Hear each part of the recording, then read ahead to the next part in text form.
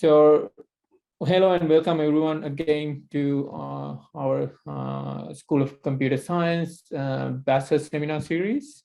So today we have a special speaker from National University of Singapore. And for those who are new and joining us from other universities, I would like to say a couple of words about the Bachelor Seminar Series. So we named this seminar series after Sir Adolphe Basser, who enabled the University of Sydney to build its first computer, and then eventually helped us to form our school, which was the first computer science school at, in Australia. At some point, our school even, graduates from our school were called, Basser graduates as well. So with that, I would like to introduce our speaker, and our colleague, Dr. Anusha Vitthana, is the one who invited our speaker to do this Bachelor seminar series. So therefore, I think it's more appropriate I ask Anusha to introduce our speaker today. Thank you very much, Kanchana. It is my great pleasure to introduce Professor Shengdong Zhou, and very excited about this talk on heads-up computing. Shen is an associate professor of the computer science department at the National University of Singapore, where he founded the NUS HCI lab. I first got to know Shen when I was an associate chair in the ACM CHI conference, where Shen was one of the program chairs, I think both in 2019 and 2020. And for those who doesn't know about CHI, it is the top venue in HCI. So get to the program committee chair, you have to do some very impactful work, and Shen continues to do so. Shen did his PhD at the University of Toronto and has a master's from the University of California, Berkeley. I can go on and on about his various accolades, but I think we are all here to listen to Shen talk rather than I talk about him. So I will hand over to Shen, and thank you once again for doing the talk. Thank you, Anusha, for the introduction, and thank you for inviting me for coming to this talk and provide a chance to share some of my thoughts with my academic colleagues. And also thanks, Kanchana, for the introduction as well. This is my great pleasure to present to you some of my latest thoughts about what we should do for the future and what will be the next interaction paradigm will be like. So what actually triggers me to think about this particular question? Let's zoom back a little bit and touch on to the topic of humans co-evolution with tools. One of the big difference between human and some other species in the planet is that we have the ability to use tools, and thus make us be able to create a lot of innovative things to improve our lives. But if you look at this kind of highly contracted view of how humans evolve without tools, you can see that on one hand, the tools made us much more powerful, be able to accomplish a lot more, but you can also see that the tools also have some other impact in our lives, and maybe not so positive. And you can see that this has ascending trend, and there's a descending trend in this particular graph. So the aspects that may be a little bit kind of controversy here is the topic related to technology and the quality of our lives. We all know that technologies improve many aspects of our quality of lives. But perhaps if we think about a particular aspect, let's say the work-life balance, right? So if we look back in history, looking back in the time as we are currently, most of us are knowledge workers, and go back a little bit time, we go to the factory workers and back to farmers, And finally, we move into our ancestor who is living as a hunter-gatherer. The question here is, do we actually improve our work-life balance or improve the quality of our working conditions here? And which role has the best work-life balance? Right? I think, if you can think about this question a different angle, if you want to buy a ticket for a holiday to one of these times, right? Which days will you buy a ticket to if you can time travel and play the role of the people around that time? Actually, I did this kind of survey informally with many other people, and very interestingly, many people mentioned that hunter-gatherer time is one of the more interesting time for them they wanted to get into. And people in that particular society may actually have a better work-life balance than today's people. So why is that so, right? We all know that technology makes us much more advanced.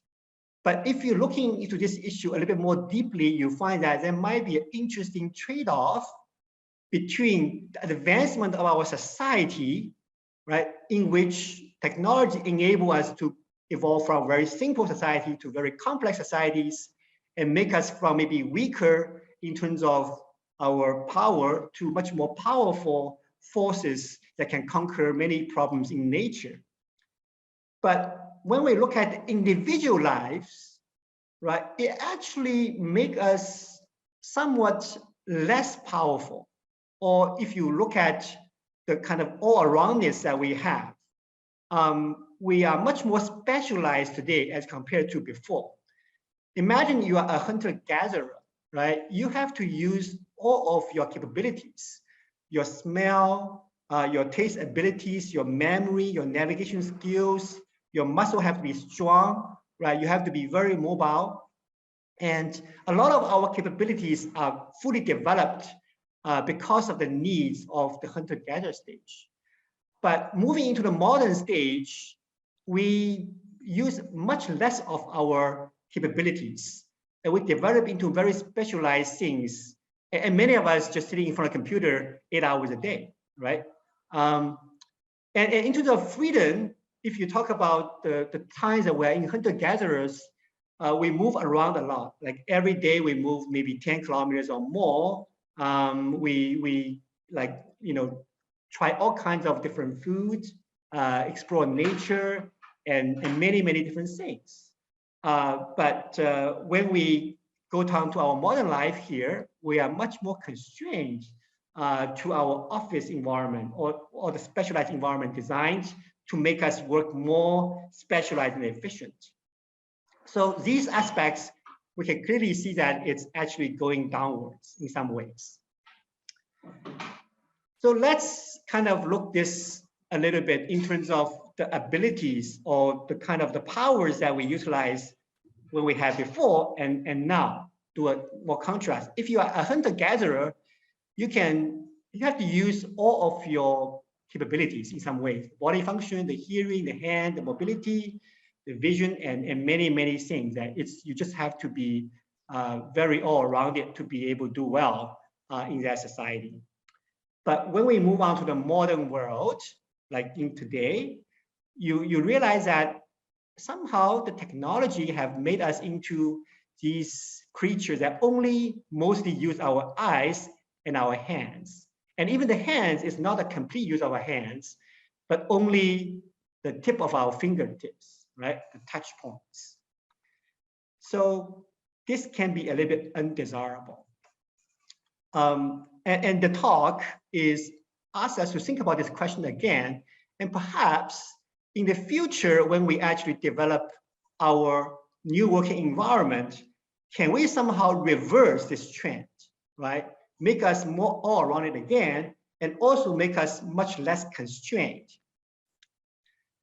So that kind of points out one particular vision or the desirable outcome I hope to get from having this new interaction paradigms, right? The current situation when we are working, right, we are working in a constrained setting, typically, in front of a computer, very specified. You're sitting there for a long time, and because of that, you cannot really engage in many of the other activities while you're working. And then this kind of lifestyle is unhealthy, and sometimes it can be quite painful, right? What we hope to actually achieve in the future is that the work can be done anywhere, right? And it is in harmony with our other life activities, and our working style is actually healthy and much more enjoyable for us to actually experience. So, but now let's ask a question. So what prevents us from having such kind of working life, right? What prevents us that? If we look at current situation, it's undesirable, but why we are in it? So we can kind of look back on what we just talked about, the human co-evolution with tools. Humans invent our tools, right, to change the world. But the tools actually come back on us and shape our lives in certain ways. And sometimes we become, without notice, the slave of tools. So this can be very apparent viewing from this particular figure here. As we invent our computers, our laptops, mobile phones, we all have to adapt our behaviors to suit the needs of the computer, and then that creates undesirable consequences. So the talk is about, let's think about some new tools, right, and the new interaction paradigms that can potentially enable a much better work-life balance, a much better way of working in the future. And so to do that, as we offer on the user-centered design, we know that we need to first study what are the problems of existing tools before we can think about solutions to overcome them. So what are some of the problems? Well, one of the problems of existing tools is that the devices are designed in what we call a device-centered approach, right? All the input and output capabilities is centered on one piece of artifact, right? As a result, you can see that humans have to adapt their posture to suit the needs of the device, right? We have to just all cater to this little center thing and bending our body just to make sure that we can, assess that. This is a little bit undesirable. And the second issue of the current tools is that the current tool heavily relies on our eyes and our hands, which is also something we also use a lot in our daily tasks.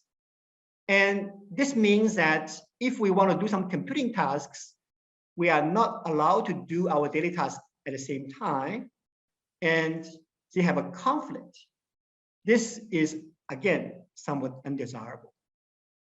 And the third issue of the current tools is that they are very attention demanding, right? They requires often dedicated attention to operate it, so that it becomes less easy to incorporate them or blend them into our daily lives. Okay. So with these problems in mind, we try to come up with a new paradigm, what we call heads-up computing. So the goal of heads-up computing is to be able to offer a more seamless, just-in-time, and intelligent computer support for humans while they are doing their daily activities. And the approach we are taking is, first, we want to redesign the hardware platform so that they matches our human input-output capabilities. So we use what we call a human-centered design instead of device-centered design.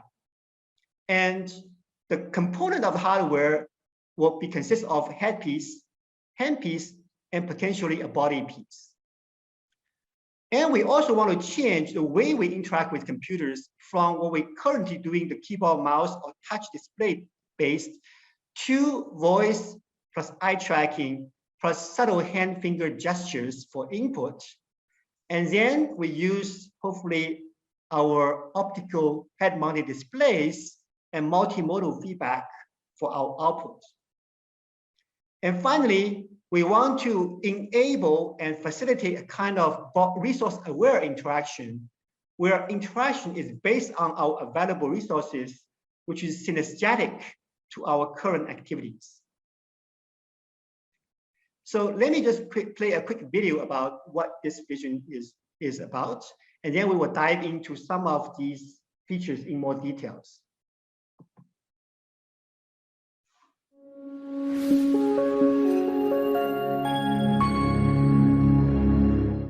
The lab's vision is on what we call the heads-up computing.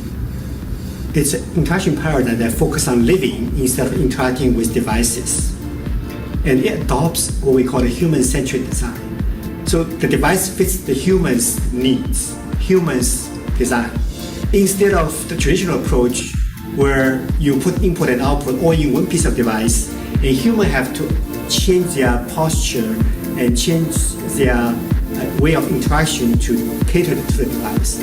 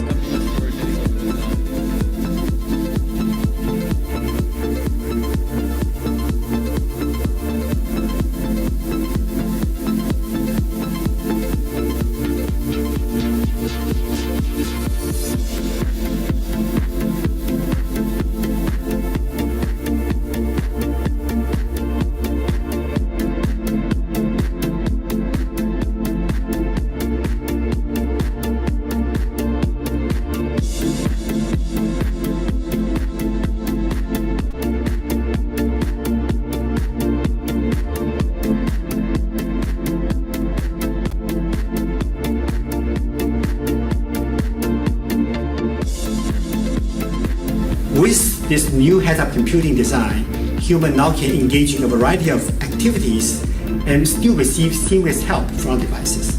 A lot of our natural activities that we want to engage in, such as running, cooking, socializing with friends, also requires our visual and manual movement.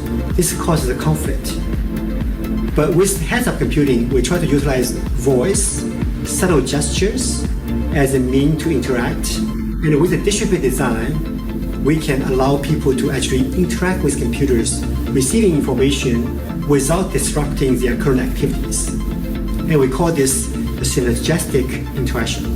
Existing interaction paradigms mostly are reactive in nature. What it means is that they only respond to humans' requests. But we want the future interaction paradigm to be more proactive so that it can anticipate the human's needs and provide just-in-time help without too much human's involvement.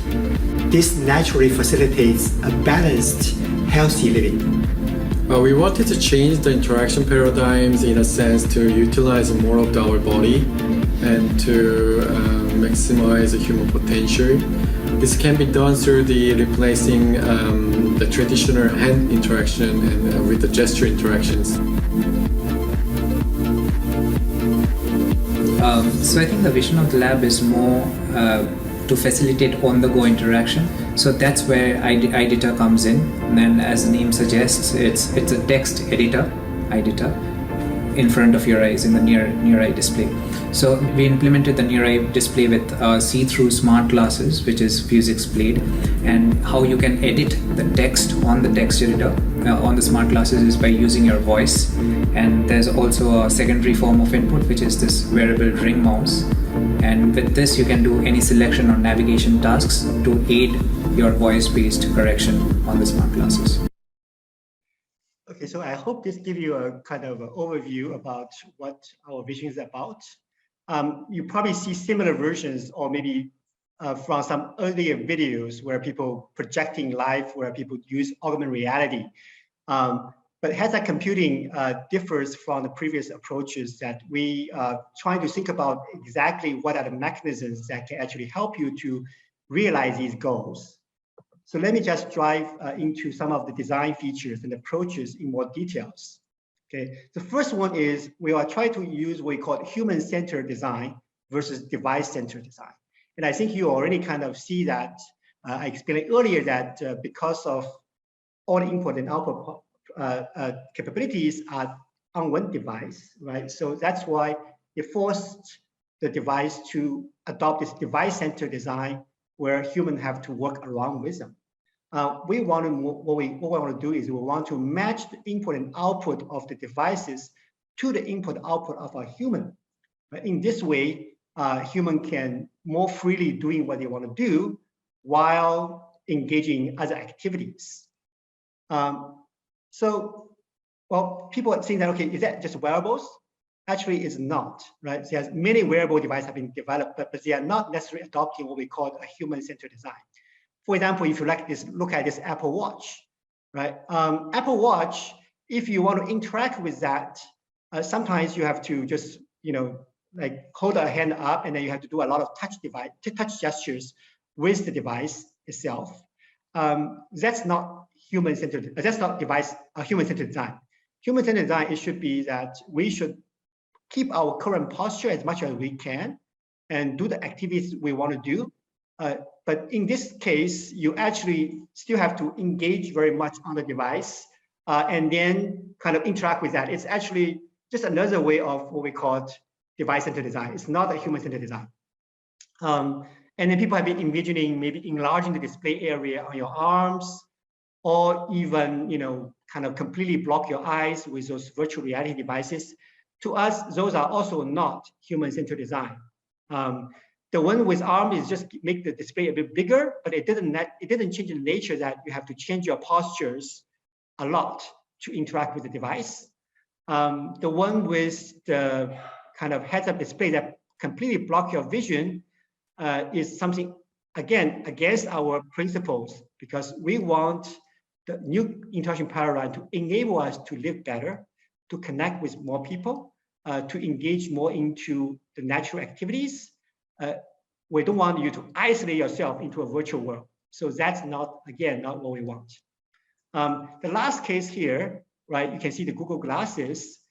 It has the nice output channel here, which allows you to see information while still be able to attend to the environment.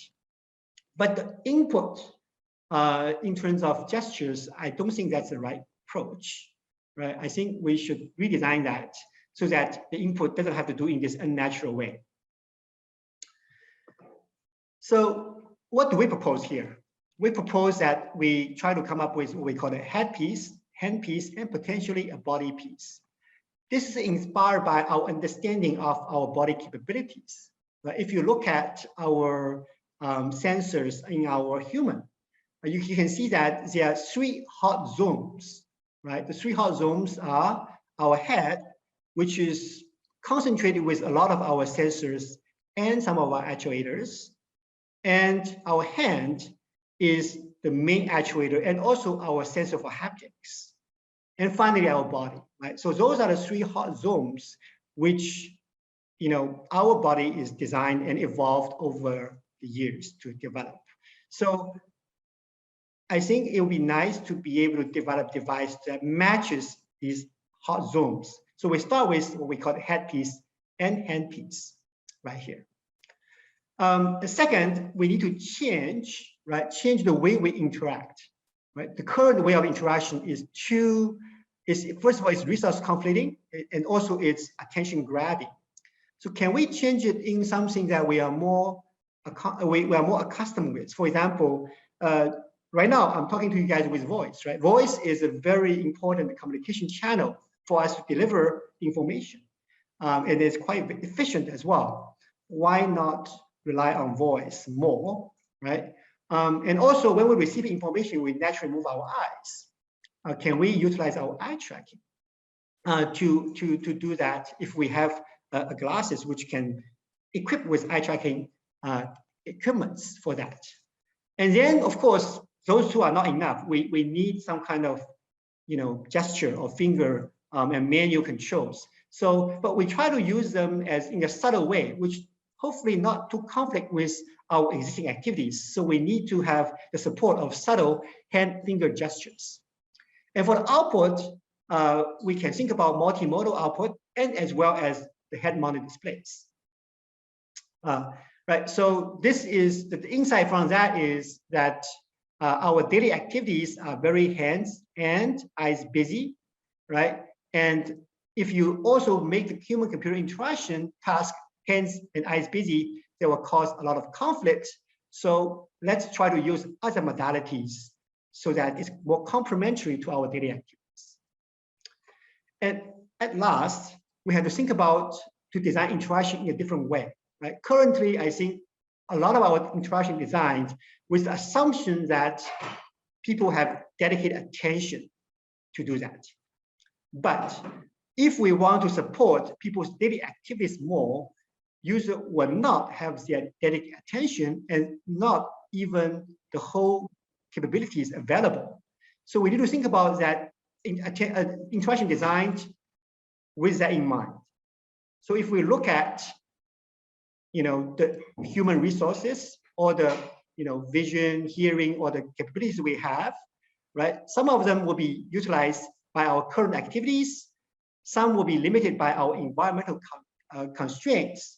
So it will be, if we can try to design the interface and interaction based on what's left, and then be aware of what's available and do what we call resource-aware interactions, that will be something that allow us to create a much more harmonious blend between technology and human daily lives.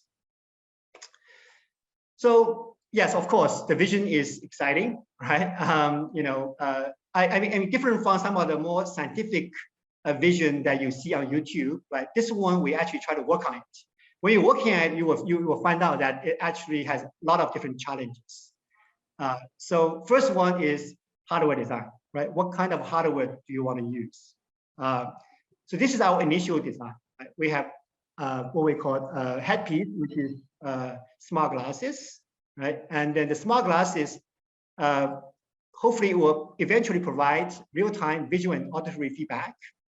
And hopefully it can understand what humans sees and hears, and understand humans' facial gesture and emotion, understand our attention, and then be able to process speech input, right? Then we also have some kind of handpiece, which provides some kind of real-time haptic feedback, and then can allow us to input gesture and hopefully text input.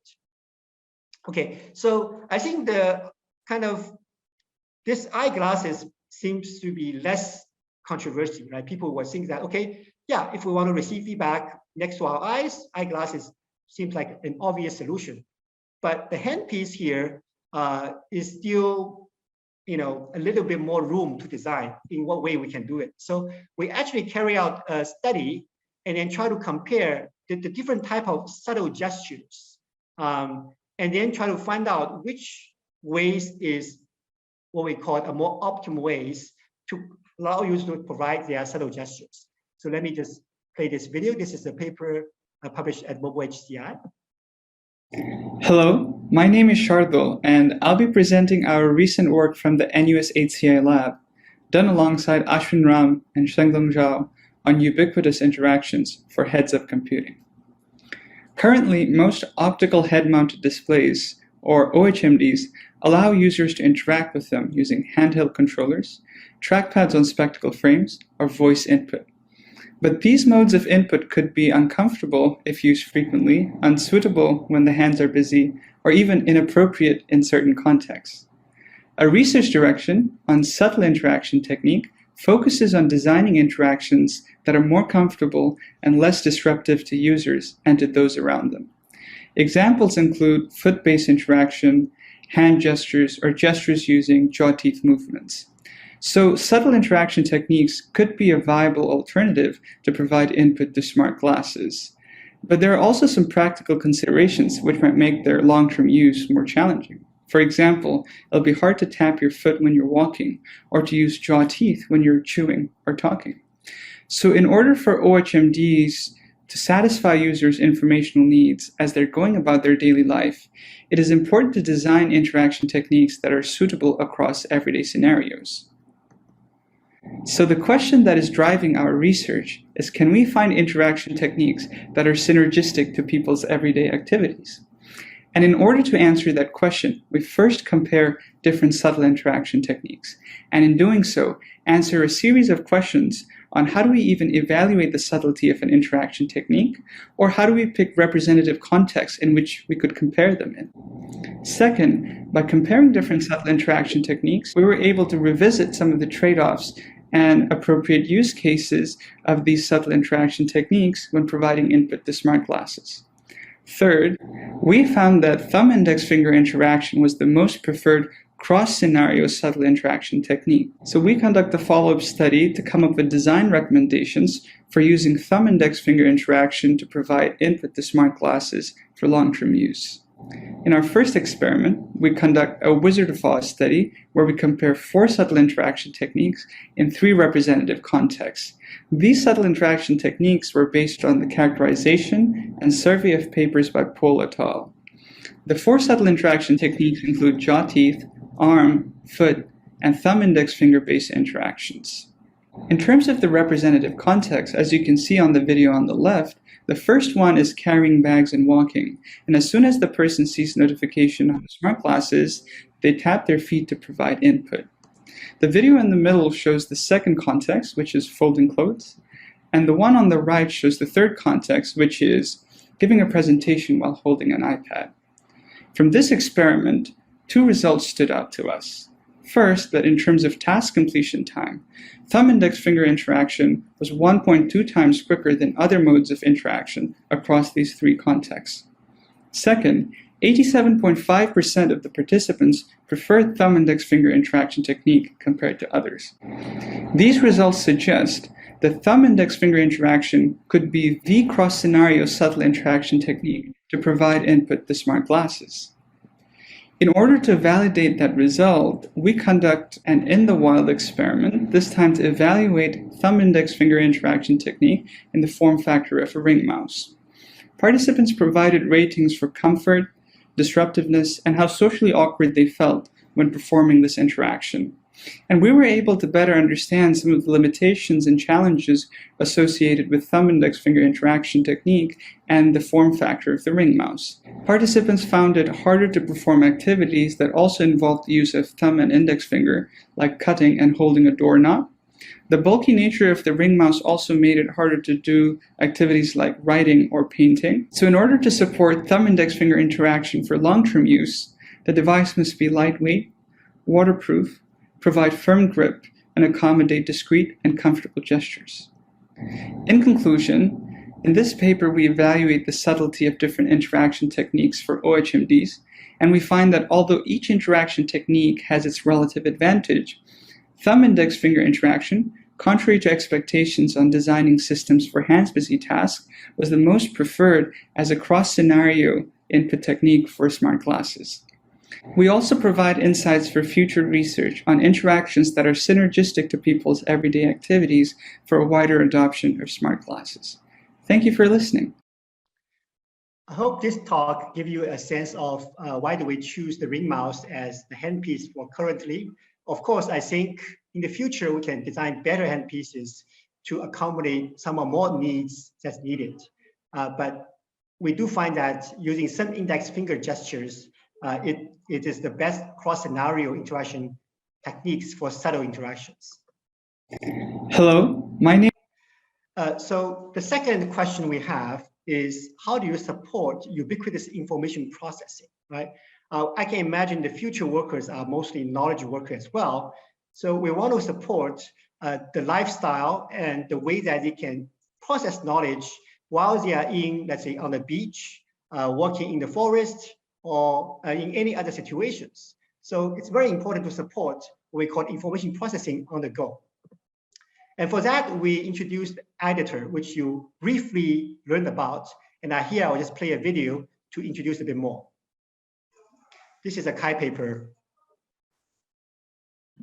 We text while walking all the time. For that, we enter and edit the text using our phones.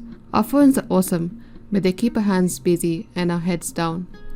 We propose Editor, a heads-up smart glass-based solution to on-the-go text editing. In order to, the user sees the text on a see-through smart glass and can correct the text using voice input.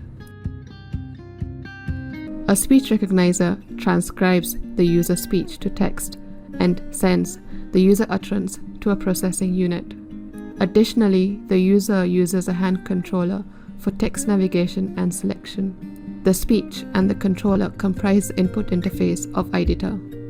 The processing unit changes the text based on the user input and pushes the changed text to the app UI of Editor running on the smart glass. The system also gives audio feedback of text change confirmations and errors.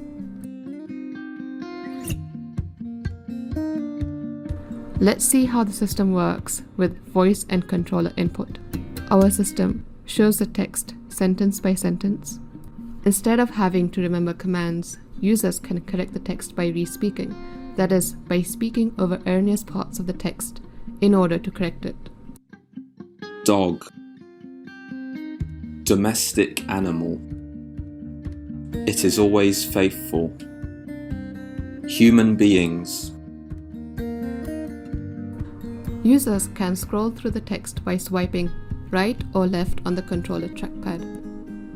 For finer grained control over the text, users can enter a select to edit mode by pressing the left button and select words by swiping on the trackpad. The selected text can be changed by speaking dogs, friendly. To initiate a range selection, user has to press the center button. Swiping on the trackpad adds or removes words from the existing selection. Playing. Selected text can be deleted either by long pressing the center button or by saying the delete keyword. To insert new content, users use the top or down keys to first place the cursor before or after selection and then speak. On. Pressing the left button takes the user out of the select to edit mode. Changes can be undone with a short press and redone with a long press of the right button.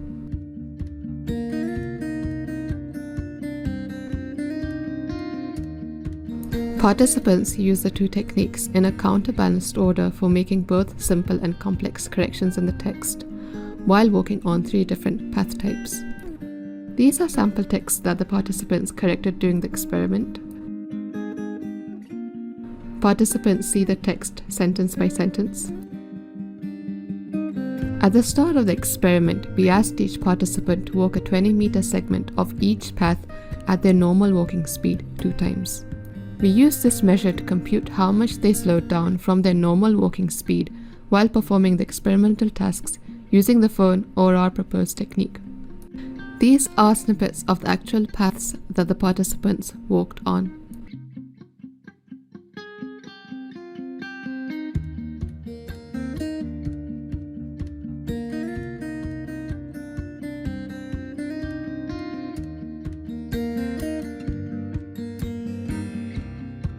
Our study showed significant performance benefits of our proposed technique over the phone when either the path or task difficulty increased.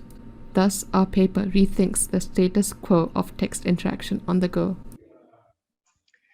Okay, I saw a couple questions in the chat. Maybe I'll address those questions first before we move on. So there's a question from Tillman. Said, I would be interested in your thoughts about removing technology by using tech to build inherent human skills rather than technological augmentation. Rather trivial activities, cellular preparation or navigation could be easily learned rather than having users rely on technology. Such removal will also play into our argument that people long for simple lives with real experience. Yes, that's a very good point. Definitely, maybe the example we show in the video is a little bit too simplistic. Probably for doing salad and other things, right? We can probably do it ourselves. That might be a better way of doing that. But imagine that you are trying to learn to build an Arduino component, or if you are trying to, do some aircraft engineering, right? Those tasks, it requires years of training before you can actually get engaged with. If with heads-up computings, we can potentially allow people learning them much quicker, and then performing those tasks, with a much easier experience as compared to what we have right now. So it is human sometimes need help, sometimes they don't need to. Right? So you can still have the control on what that you want the computer to help you with. And when you do want the computer to help with, we want the help to be seamless and not disruptive to your current activities. Okay, so there's another question a little bit top by Lindsay. So that you mentioned that the user can use the device without being interrupted in their daily activities. So I see how this device enables us to not have to change our posture and hence not interrupt our activity in that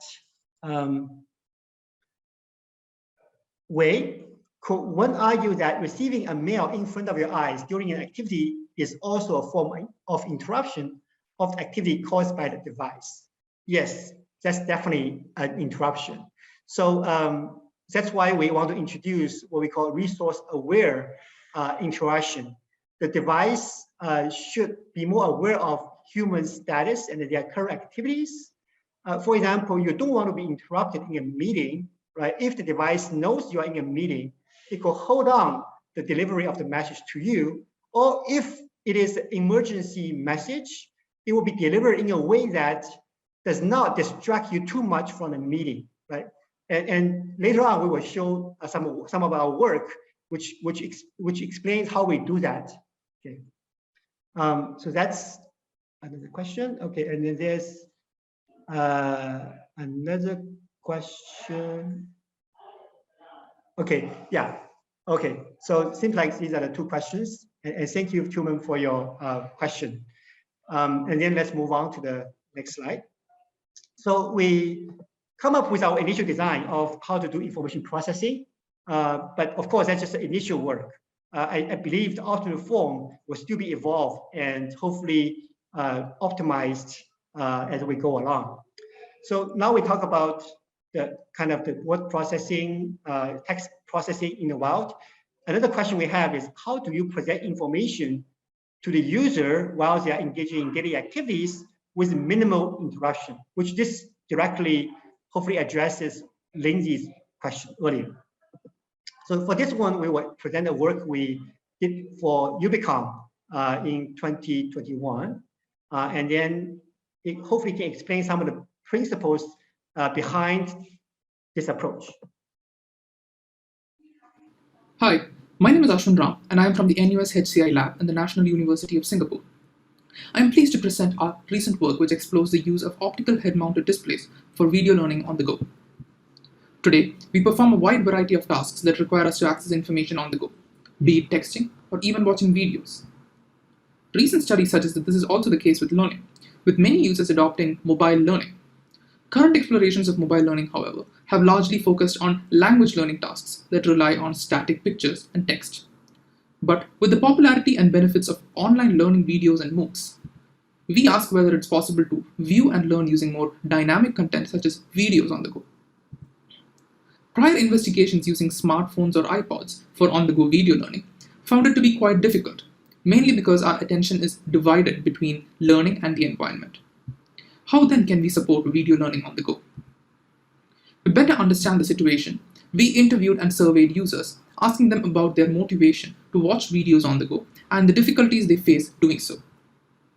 We found that in on-the-go situations, many users did not use their smartphones for visually demanding tasks. However, a significant number of users had personal needs or goals, such as learning for an upcoming test, which motivated them to continue their learning on the go. But users mentioned that using smartphones to do this decreased their situational awareness, as they had to maintain a heads-down posture and frequently shift their attention between the display and surroundings. To overcome some of these shortcomings of smartphones, we consider the emergent optical head-mounted display platform, which can be used in a heads-up manner and has a see-through display. These benefits make OHMDs a potential alternative platform for on-the-go video learning. Yet, viewing digital content alongside the environment in OHMDs can also distract users, making it harder to focus on the video. Existing videos may not suit the OHMD platform as they require focused attention. Hence, we investigated how video content should be presented on OHMDs. We found that a new presentation style is required for on-the-go acquisition of dynamic information on OHMDs, called LSVP, which stands for Layered Serial Visual Presentation. Let's take a look at a short clip which demonstrates what LSVP is and why it is better for video learning on the go.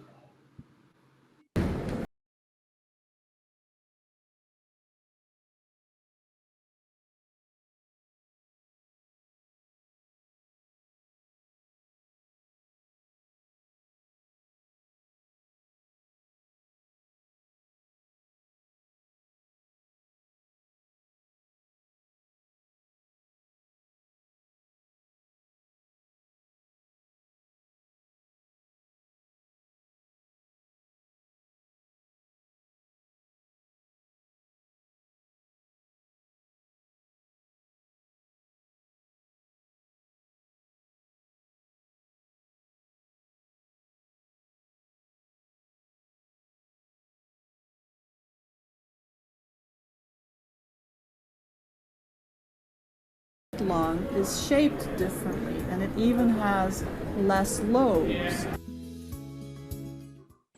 We found that by using LSVP on OHMDs, we were able to achieve better learning without compromising on users' walking speed as compared to using smartphones. So how was LSVP created? Well, we started by investigating 3 potential techniques that can help balance users' learning and walking using OHMDs. The first technique is highlighting, which varies the salience of an object to guide users' attention to it. The second technique is sequentiality.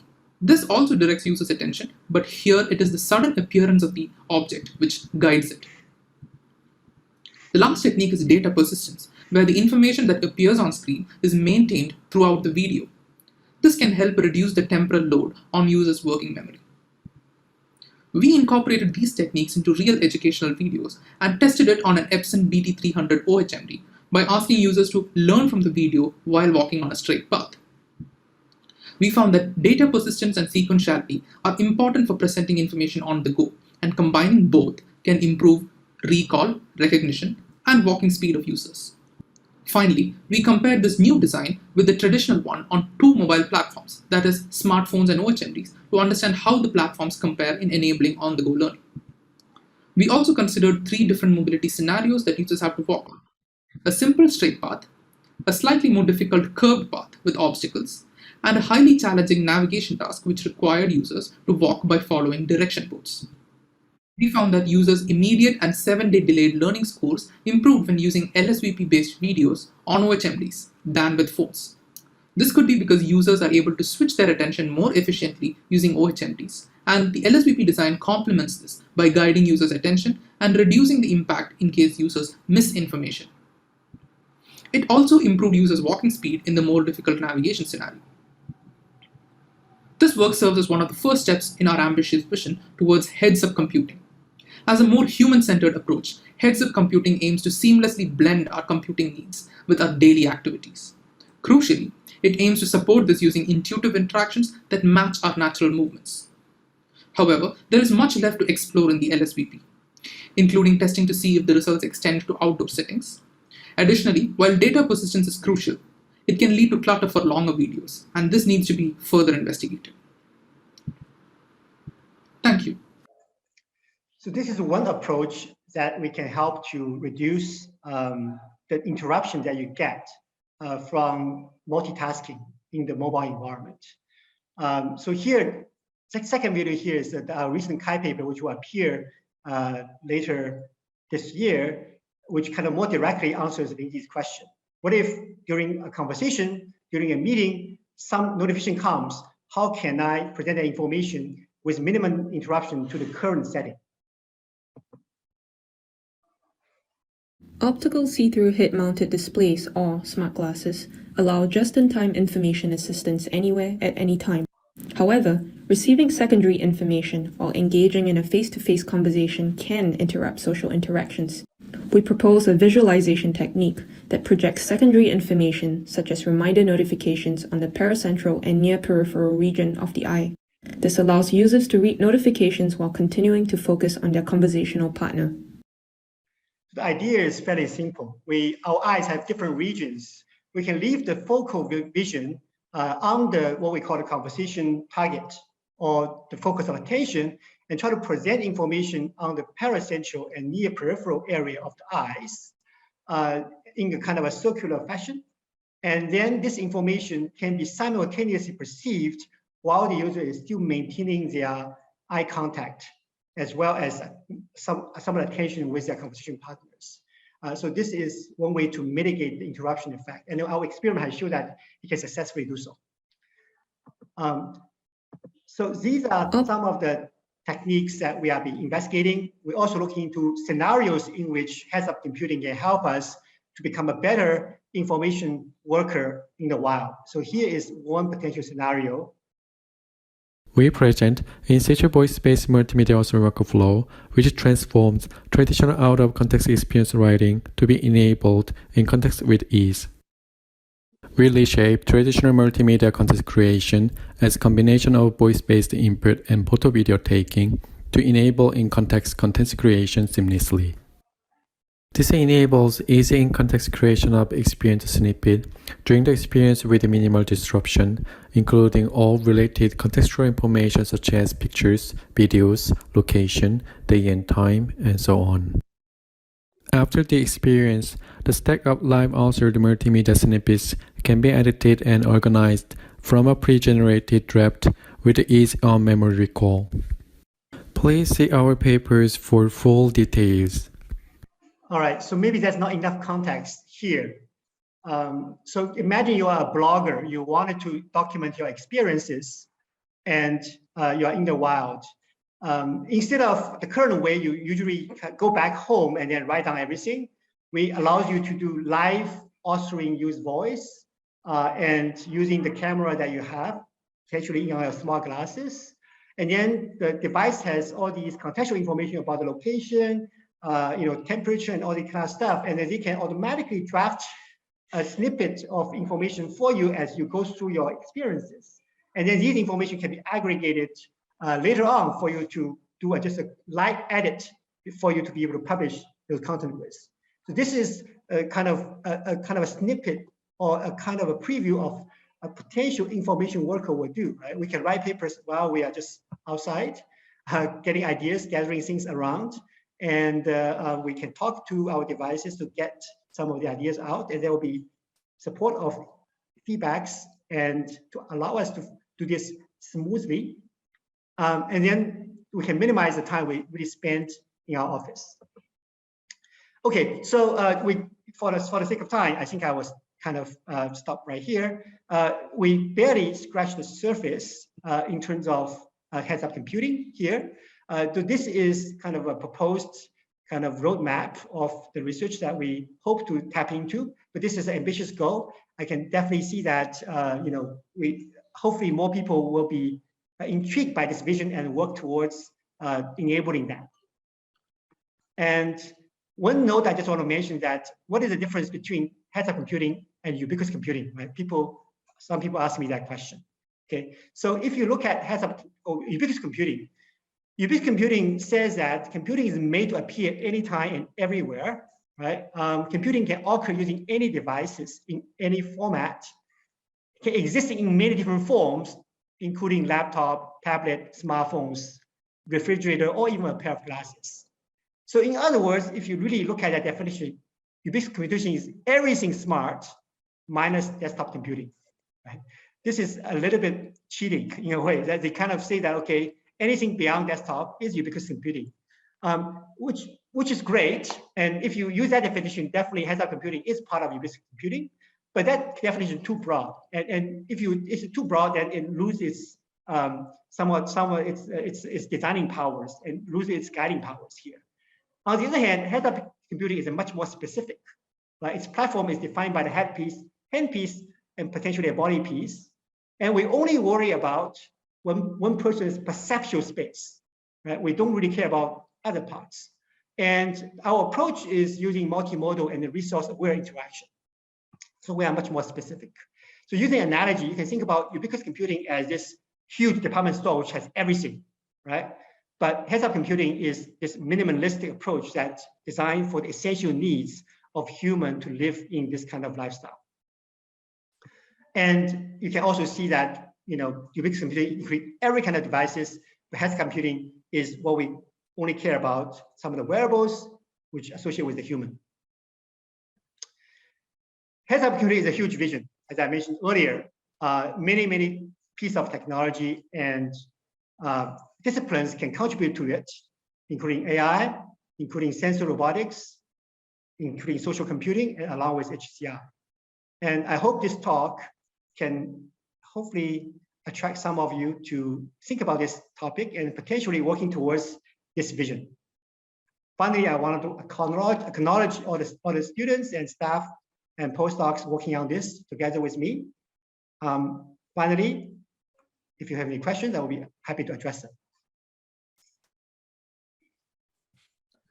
Shengdong, thank you very much for a very interesting and also thought-provoking talk about heads-up computing.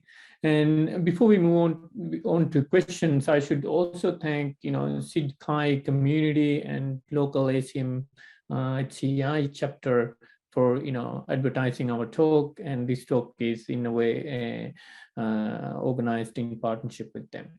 So we have a few minutes for questions.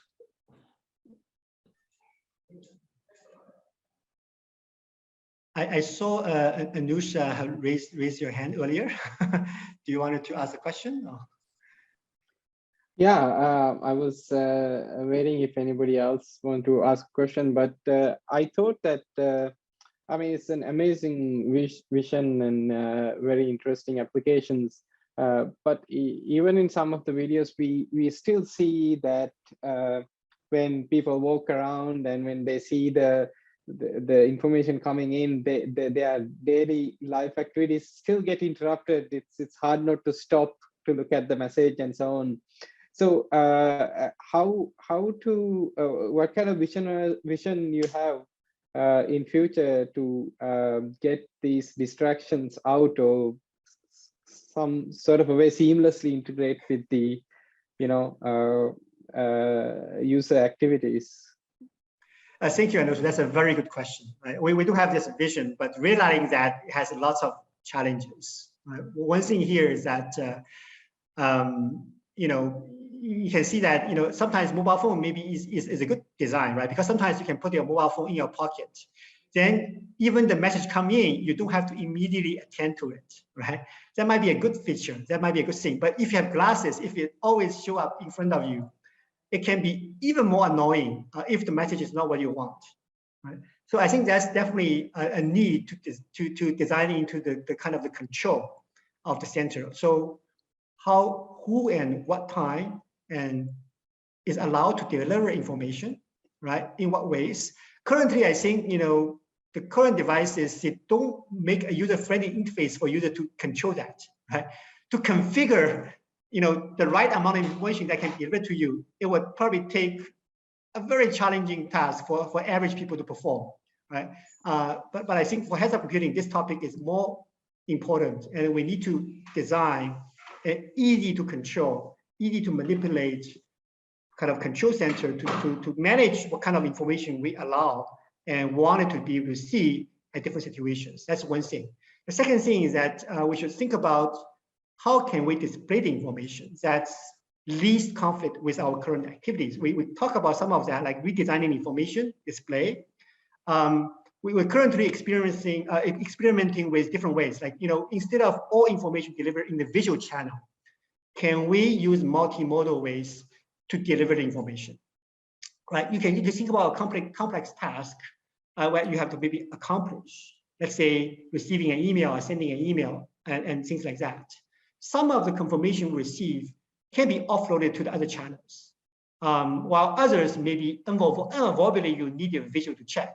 But if you try to minimize that and redesign the experience, user will maybe having a much better overall experience as compared to what we have right now. So that again put a lot of emphasis on the design part, understanding. And third thing here is what we call utilize of AI, right? The nice thing about what we have here is the wearable device is that it now have the ability to better understand us, right? Because they see what we see, they hear what we hear, they even have some understanding of our movement. It is kind of freaky and kind of maybe undesirable if you talk about privacy concerns. But if you're using the right way, they can really facilitate and manage the information based on understanding of the user's current status. If they notice that I'm in a meeting, and then if they understand the meeting is important, depending on the type of messages, those less important messages will just not appear, right? It will manage that.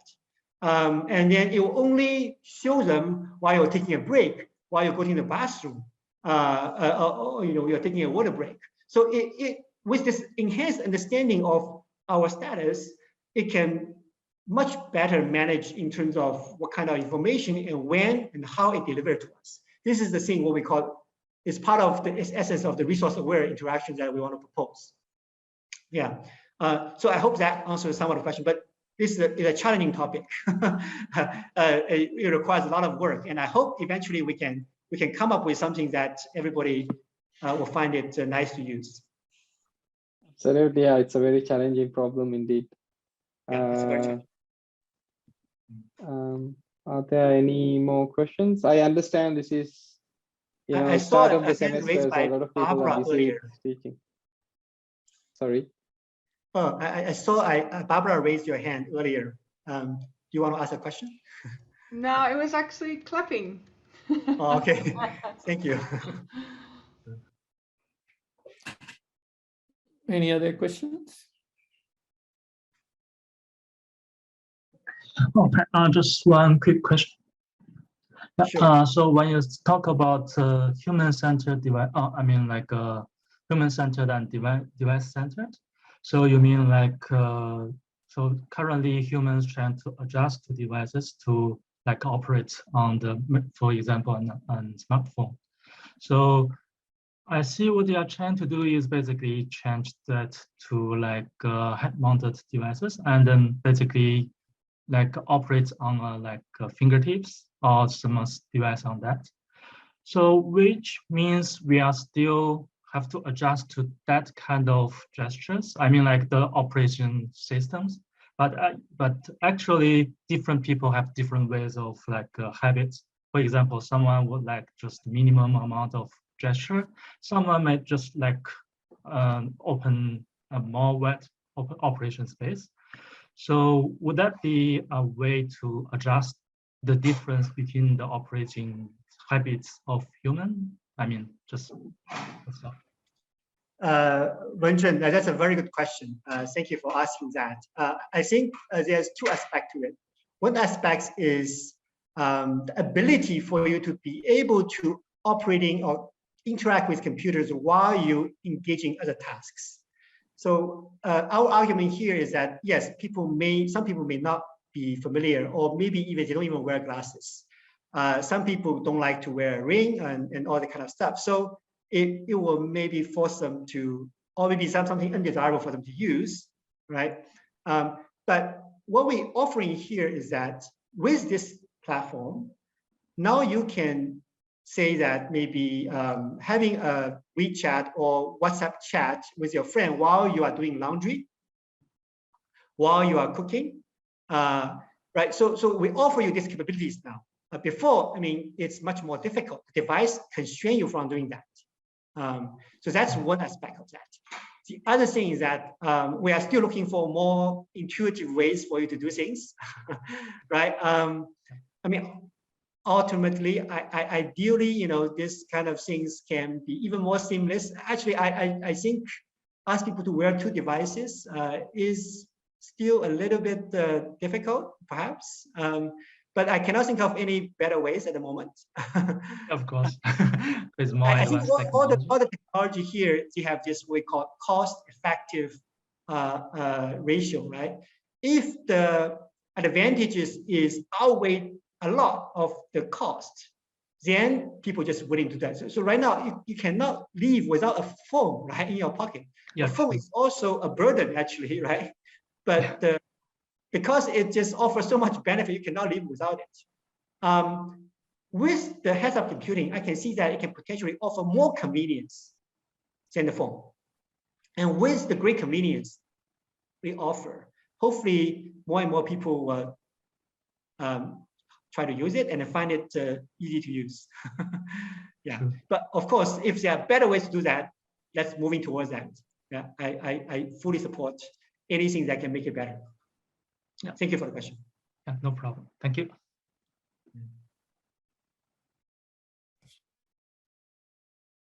All right, any more questions? We probably can have one more question.